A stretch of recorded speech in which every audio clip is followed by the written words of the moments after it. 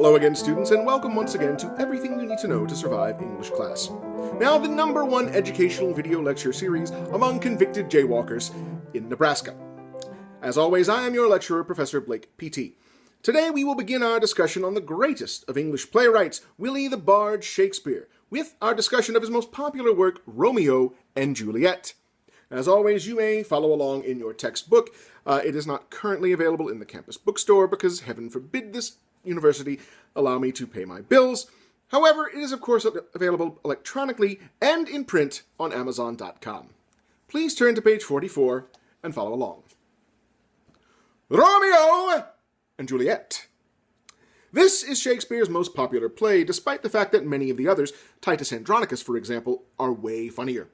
It is also considered the greatest love story of all time, mainly by high school students who don't understand what they're reading, songwriters who thinks it makes them sound more intelligent than it actually does, and people who have never read The Princess Bride.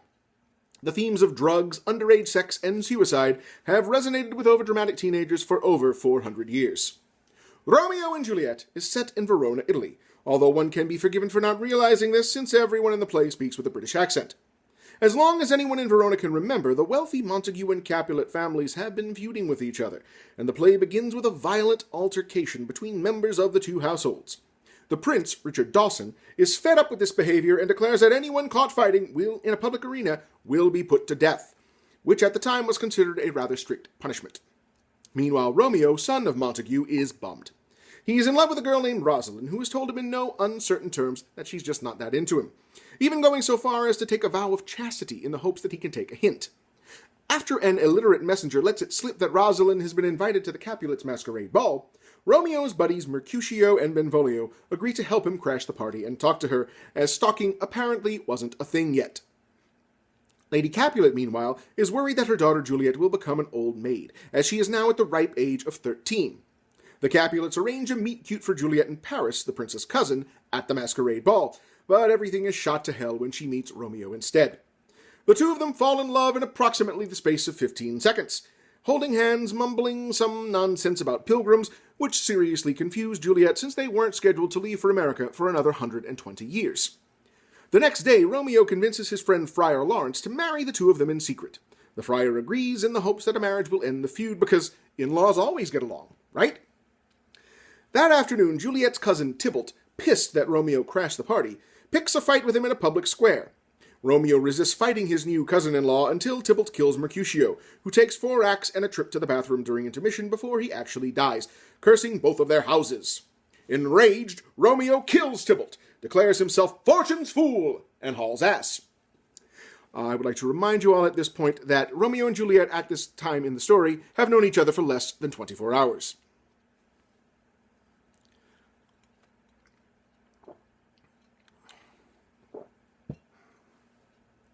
When the prince arrives on the crime scene, Tybalt and Mercutio's respective corpses festering in the harsh sun of Verona, or in Baz Luhrmann's version, fishing Tybalt's bullet-ridden corpse out of a convenient fountain, he realizes Romeo was avenging Mercutio, an uninvolved party, and yet another of the prince's many cousins.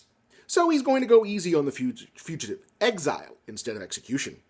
This would go on to hurt him at re-election time when his opponent tried to paint him as being soft on violent criminals, but that's a different play. In a section Shakespeare included to help literature teachers learn how to use the skip button on their DVD players, Romeo decides that, darn it, he may be an admitted murderer and subject to death if he's found in Verona, but it's still his wedding night. Shakespeare knew how teenage boys thought. What can you say? Romeo hooks up with Juliet before fleeing to his exile in the town of Mantua, where he hires a spaceship piloted by Han Solo and Chewbacca. Wait, it's possible we're getting this confused with something else.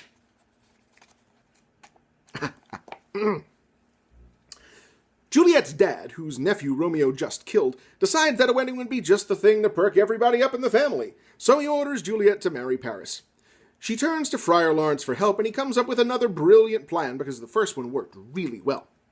He gives Juliet a potion to make her look dead, then sends word to Romeo to come and get her out of the family crypt after her funeral. That way, when the potion wears off, they can run away together with nobody noticing she's gone, at least until the next Capulet dies, which couldn't be till, next Tuesday at the latest. Once again, though, fate screws up Friar Lawrence's plan. Lawrence's messenger, Friar John, gets trapped in the house where one of the residents is suspected of having the Black Plague. At the time, in this era before antibiotics or immune booster smoothie add-ins, there was only one real treatment. If you found a house where somebody was dying of the plague, board it up from the outside, walk away whistling innocently, and hope the agonized screams from within didn't take too long to stop. As a result, Romeo never gets the friar's message, but he does hear from his pal Balthazar that Juliet is dead. In anguish, Romeo returns to Verona and encounters Paris at Juliet's grave. If I may be allowed to editorialize a bit here, I've always felt that Paris gets kind of a raw deal. People look at him as an interloper, an obstacle, the jackass boyfriend in every romantic comedy who has to be done away with so that Meg Ryan can find true love. But really, what does Paris ever do that's actually wrong? He attempts to arrange a marriage with Juliet, yes, but that was both common and acceptable at the time. What's more, he seems to genuinely care for her, displaying his love when he tries to convince her to marry him. In his grief, he even guards her tomb after her death. And what does he get for it? Killed, that's what. Romeo kills the shit out of him. With Paris dead, Romeo enters the tomb and, standing over the quiet Juliet, kills himself. Friar Lawrence, who has realized his plans have about as much chance of working as the castaways have of getting off of Gilligan's Island this week, arrives to find Romeo dead just as Juliet is waking up. He tells her to wait while he checks out a noise, giving her the opportunity to stab herself with Romeo's dagger, which is actually not a double entendre for once. The prince, the Capulets, and the Montagues all arrive at the tomb to investigate who the hell is making all of that noise, only to find the remnants of the bloodbath. We also learn that, in a scene the studio cut for time, Romeo's mother has died of a broken heart after her son's exile, which is kind of funny since his corpse is like right there. The Montagues and the Capulets embrace, end the feud, and pinky swear to never ever fight again. This play, of course, is widely regarded as a masterpiece and is still studied in high schools all over the world, where teachers attempt to impart upon their students the true message of Shakespeare's work: teenagers, shut the hell up and listen to your parents, or 6 people will die for no reason. Although the text explicitly gives Juliet's age as being 13, or as her father says, she hath not seen the change of 14 years, it has no such specificity about Romeo. Speculation tends to run from him being 13 himself to being somewhere in his 20s, or still young enough to make a complete ass out of himself.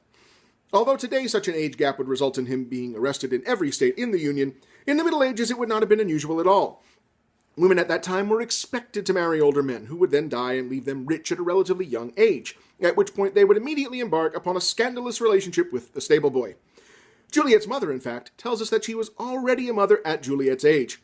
Since Juliet is apparently an only child, this means that Mama Capulet was about 26 years old at the time of the play, and she was looking to be a grandma. Be prepared to have a frank discussion with certain students in your high school class who mistakenly consider her a role model. Partially because it's a classic, but mostly because it's public domain, Romeo and Juliet remains Shakespeare's most produced play, with thousands of high school and community theater productions annually. It also has inspired dozens of movies, including versions where the characters are radioactive mutants, one where there are car chases and gunfights, and the Disney-distributed film Romeo and Juliet, in which the characters are garden gnomes and nobody actually dies because Disney lost their stones after they offed Bambi's mom. This concludes today's lecture. I trust you will take the lesson of Shakespeare to heart, although I imagine that most of the people who actually needed to hear it are currently making out under the football stadium, having skipped class. As always, I am available in my office at facebook.com/BlakeMPT, or on Twitter @BlakeMP, or on Instagram @BlakeMP25. Thank you for your attention, class, and I will see you very soon.